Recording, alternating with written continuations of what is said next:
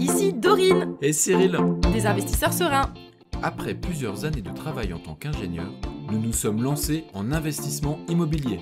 Après 5 années d'acquisition, nous étions devenus libres financièrement. Dans ce podcast, nous vous partageons les stratégies et les bonnes pratiques pour développer votre intelligence financière.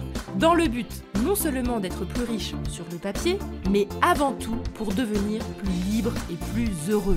Alors, ouvrez grand vos oreilles et préparez-vous à atteindre vos objectifs. Les 5 actions qu'on aurait dû faire avant d'investir. Hello les investisseurs sereins, j'espère que vous allez bien.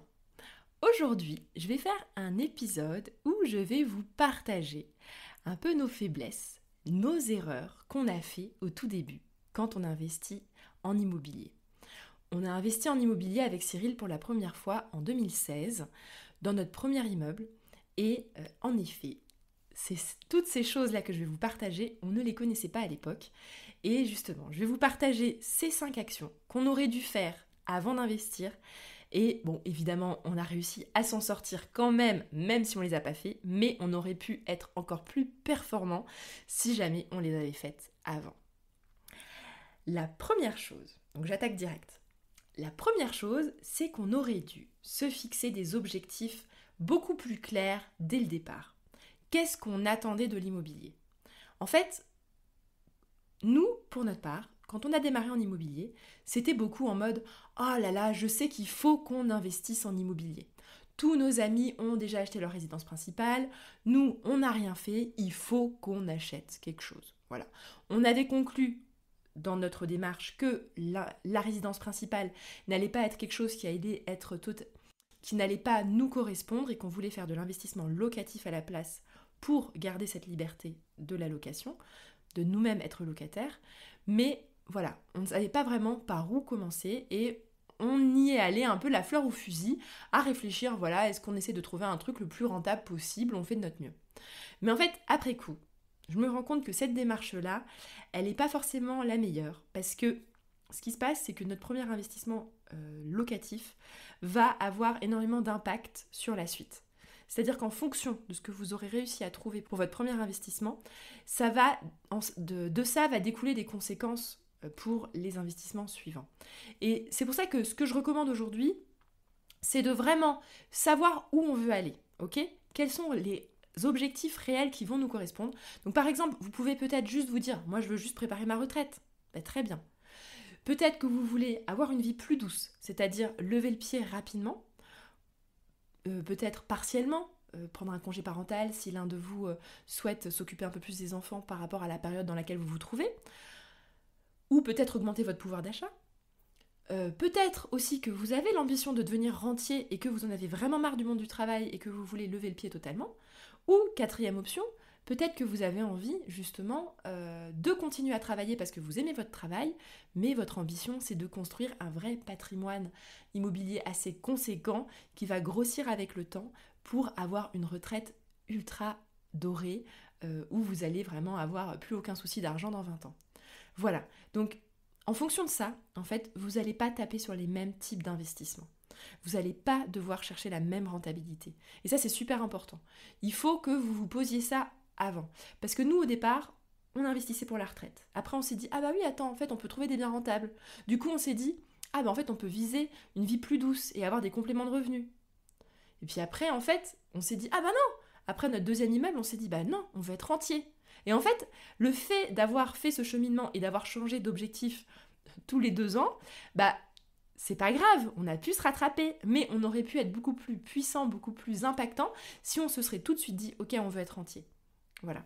Donc voilà, c'est juste ça que je vais vous dire. Et puis là, en plus, on est encore en train de changer d'objectif, parce que finalement, le fait d'être rentier, ça nous ennuie et on veut monter un business en ligne.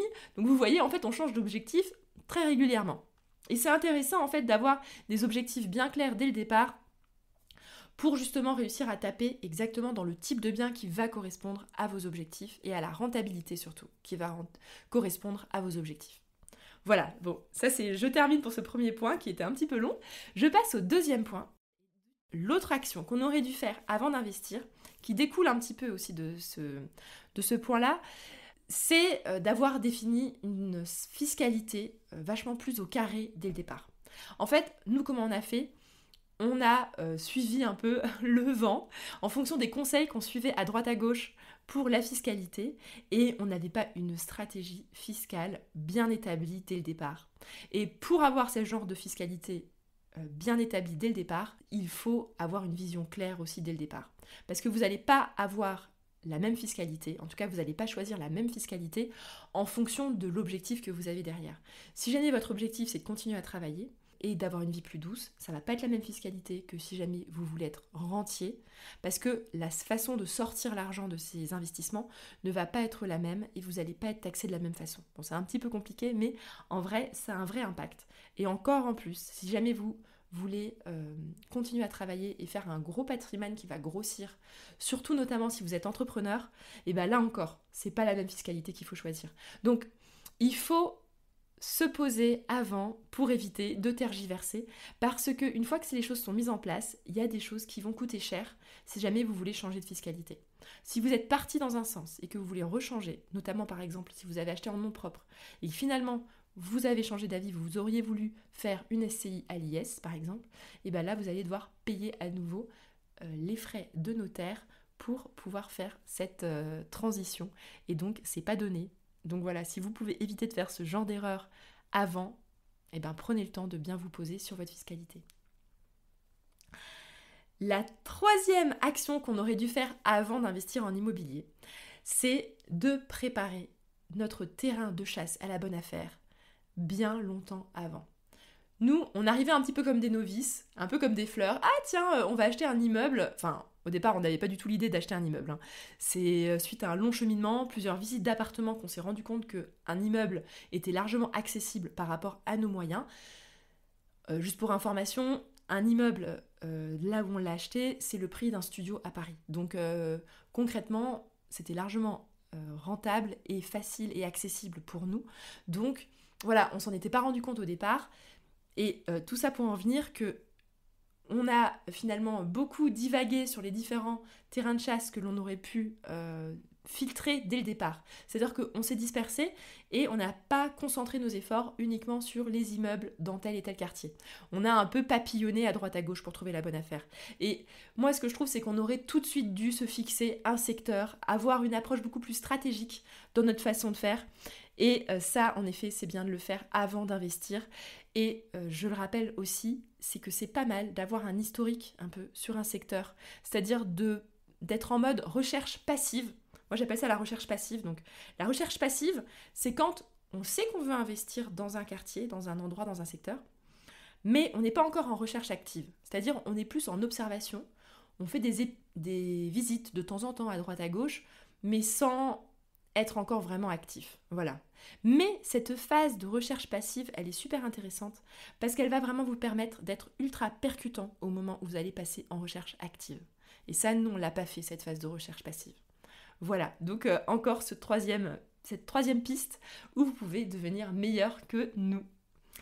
Ensuite, la quatrième action qu'on aurait également dû faire bien longtemps avant d'investir et qu'on aurait pu faire tout de suite, mais voilà, on a procrastiné et c'est au moment où on a commencé à constituer notre dossier bancaire qu'on s'est rendu compte que on aurait dû organiser nos comptes bancaires tout de suite, bien en avance. Voilà. Ce qui se passe, c'est que quand on monte un dossier bancaire pour obtenir un prêt, la banque, elle demande un historique. Et encore plus, si jamais c'est votre banque dans laquelle vous êtes depuis plusieurs années, elle va apprécier de voir que vos comptes sont au carré depuis plus longtemps que juste 3 mois. Les banques, elles aiment l'historique, elles aiment voir votre profil financier, et il faut réussir à organiser ces comptes, peut-être mettre en place un compte courant, avoir un budget mensuel où vous savez c'est ce que vous devez dépenser et être assez rigoureux dans la gestion de ce budget pour mettre de côté de façon très régulière. Tout ça, vous pouvez le mettre en place dès aujourd'hui. Même si vous n'avez pas encore commencé à investir en immobilier, que vous n'êtes pas encore prêt à le faire tout de suite, mettez ça en place tout de suite. Ok ? Et ça, voilà, ça vous évitera le stress de se dire « Ah oui, mais attends, il y a 3 mois, j'avais fait un virement à un copain pour un voyage à 1000 €, bref, je sais pas quoi. » Ça fait moche en fait tout de suite sur ces comptes bancaires. Il faut réussir à avoir des comptes bancaires assez propres, ok ? Tout de suite avec un bel historique. Et ça, ça se fait pas du jour au lendemain d'avoir de l'historique sur ses comptes bancaires. Et encore plus de l'épargne, hein, j'en parle même pas. L'épargne, évidemment, il faut commencer le plus rapidement possible à la mettre en place de façon systématique et régulière sur vos comptes bancaires.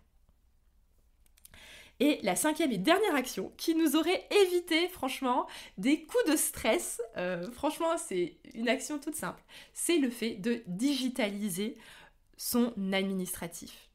Alors, qu'est-ce que j'entends par là ? C'est qu'il ne faut plus que vous ayez des papiers à droite à gauche qui traînent dans des classeurs, dans des pochettes. Il faut, et encore plus, dans des mails, parce qu'on sait très bien que nous, maintenant, tout est digital, alors on reçoit des mails à droite à gauche, mais le problème, c'est qu'au moment où vous devez faire un dossier bancaire, et ben là, c'est la panique à bord. Et vous serez un investisseur beaucoup plus serein si vous avez un drive hyper bien organisé, avec des dossiers ultra carrés, où vous savez que dans chaque dossier, vous avez tout vos bulletins de salaire avec l'historique, votre contrat de travail, avoir également les relevés de compte. Alors les relevés de compte, ça c'est vrai que c'est assez accessible sur les comptes bancaires. En 5 minutes sur internet, vous pouvez télécharger l'historique de vos relevés de compte. Donc ça, typiquement, nous, on s'amuse pas à les télécharger tous les mois pour les mettre. On les sort uniquement le jour où on a besoin de faire un dossier bancaire. Mais il y a plein d'autres documents, que ce soit les livrets de famille, les cartes d'identité, il y a plein, les impôts.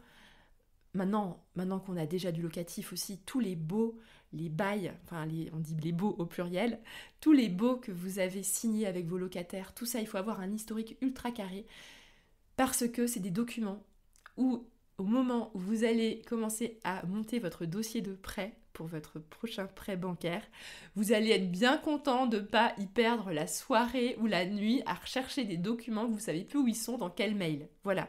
Donc, pour être un investisseur serein, il faut tout de suite commencer à digitaliser votre administratif. Voilà, j'espère que ces 5 actions vous ont parlé, que vous allez les mettre en place pour justement ne pas faire ces erreurs et être encore plus efficace que nous. Et pour ça, j'ai une petite surprise pour vous, c'est qu'avec Cyril, on a établi un plan d'action en 5 étapes pour justement mettre au carré ces 5 points pour que vous soyez fin prêt au moment où vous décidez de chercher l'affaire hyper rentable qui va correspondre à ce que vous voulez pour vos investissements. Donc je vous invite à la télécharger, on va mettre le lien dans la description, c'est les-investisseurs-serein.fr/formation-offerte. Ok ? Sur ce lien, vous allez juste avoir à rentrer votre adresse email et on va vous envoyer un lien vers ces 5 petites vidéos qui vont vous détailler concrètement comment je fais pour, par exemple, mettre en place ma recherche passive pour être au taquet au moment où je passe en recherche active pour trouver la bonne affaire. Vous allez également avoir un exemple par rapport pour digitaliser votre administratif. Vous allez avoir un workbook qui va vous détailler par exemple un exemple de structure de dossier que vous pouvez mettre en place sur votre drive pour être vraiment au carré au moment où vous vous lancez en investissement immobilier. Et il y a également aussi la fiscalité. On a détaillé absolument toutes les options fiscales qui s'offrent à vous en fonction de vos objectifs. Donc, téléchargez ce plan d'action pour être fin prêt au moment où vous vous lancez. Voilà, j'espère que vous êtes content de ce contenu et je vous souhaite une excellente journée et à bientôt. Et voilà, l'épisode du jour est terminé. Mais avant de finir, pense à t'abonner au podcast pour ne rater aucun épisode. Parce que nous sommes ici toutes les semaines, sans faute, pour t'apprendre non seulement à devenir plus riche sur le papier, mais surtout pour augmenter ta liberté. Et par la même occasion, je vous encourage vivement à y ajouter une note de 5 étoiles, parce que ça nous fait plaisir de savoir que le contenu vous motive et vous booste. On se retrouve la semaine prochaine pour développer votre intelligence financière. Merci beaucoup à tous et à bientôt. Ciao, ciao.